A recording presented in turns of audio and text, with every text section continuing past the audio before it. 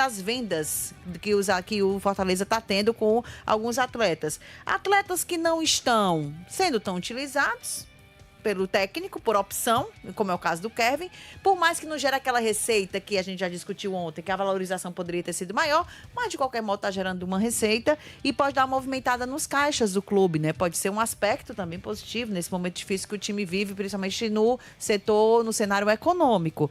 De outro lado, ou vejo um outro ponto também, eu disse 2, vou acrescentar só mais um, é que esses atletas que estão chegando, é o que aparenta, tá? Não estou dizendo que o Cifec, né, não está trabalhando, não, mas o que aparenta é que está vindo diretamente com o aval do próprio Paiva. Isso. E isso que significa dizer que vão ser utilizados, não vão só encher elenco. É o que eu posso estar errado. É o que se espera, né, Denise? Vamos lá, né? Média de idade do elenco. A média de idade do elenco do Fortaleza é uma das mais altas da Série A. Sim. O Fortaleza, esse tema já foi debatido diversas vezes. É um time envelhecido. É um time que é um ciclo, né? Se a gente pensar do início da era Vojvoda, que é o início desse Fortaleza, né? O Vojvoda saiu esse ano, muitos jogadores estavam com ele lá em 2021, né? E foram sendo conduzidos, né? Avançando 2022, 2023. A gente está em 2025, né? Aí você tem peças muito mais experientes dentro do grupo, né? E outros que foram contratados. A exemplo, por exemplo, do Pikachu, do Tinga. Só para citar 2, o próprio João Ricardo também tem uma idade mais avançada. E o clube também foi ao mercado contratar esses caras. Então, o perfil era nomes experientes, medalhão, jogador de Libertadores. Sim. Agora o perfil mudou, claramente. Então é um perfil de jogadores mais jovens, muitas apostas. Não é jogador totalmente estabelecido. Isso é um problema também, pode ser. Totalmente conhecido. Mas são também, Denise, situações em que o clube consegue contratar esse tipo de jogador. Acho que o Fortaleza está numa situação, né?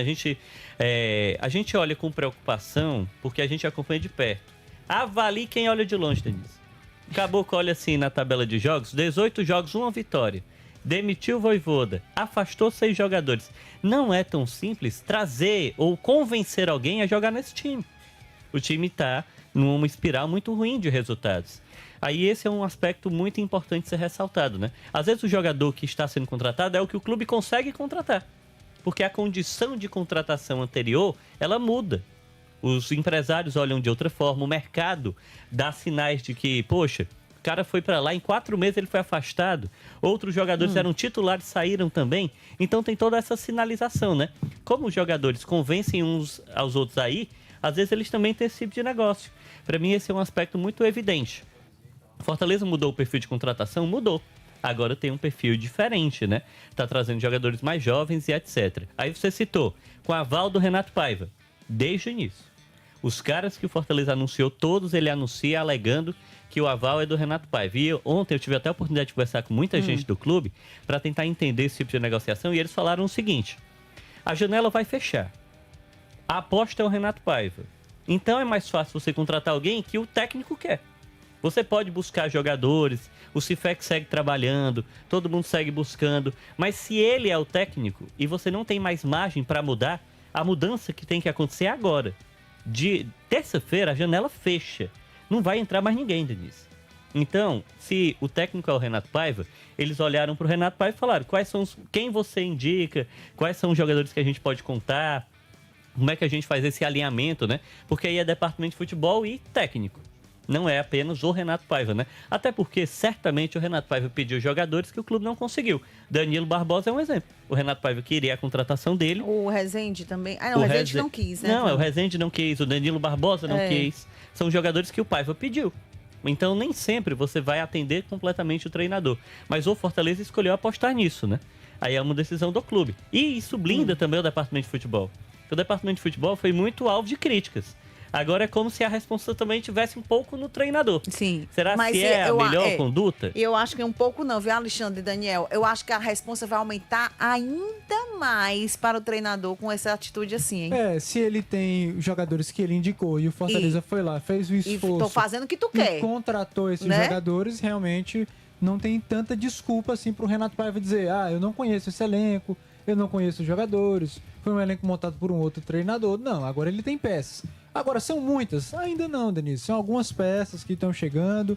É um perfil de contratação bem diferente, né? São jogadores que não têm tanta bagagem no futebol, assim, de Série A como um todo, né? Não são jogadores consolidados ou os famosos medalhões, como foi o perfil de contratação do Fortaleza no início da temporada. Então são muitas apostas também. A gente comentou ontem sobre o Kaique, a gente falou sobre o Pablo Roberto, que apesar de ter se destacado no Remo, em termos de Série A não tem experiência. O próprio Pierre, que é um jogador que chega vindo ali da Série B, é um jovem jogador também. Então assim, Denise, existem muitas incógnitas sobre como esses jogadores vão render. Por mais que eles sejam da indicação do Renato Paiva, por mais que eles sejam jogadores que a comissão técnica do Fortaleza confia, o nível de competitividade é muito alto. E a gente sabe também que o contexto do Fortaleza, às vezes, acaba atrapalhando, né? Isso, de certa forma, é um empecilho para o jogador desempenhar, às vezes, tudo aquilo que ele é capaz. Claro que tem jogadores também que conseguem lidar muito bem com esse cenário de pressão. E aí, mesmo sob pressão, eles respondem muito bem. Dão conta do recado, conseguem demonstrar uma superação. Até o momento, as contratações de Fortaleza foram na direção contrária a isso. Jogadores que chegaram num contexto turbulento e que, de certa forma, se uniram a esse cenário negativo e não corresponderam. Então você tem Herrera, que entra no time sendo uma esperança, né? O Herrera era um jovem jogador também, que a gente podia falar, é sangue novo, Sim. é um perfil diferente de contratação. É um jogador que careceu de investimento da Argentina, exato, né? Mas aí ele chega e não corresponde àquilo que se esperava.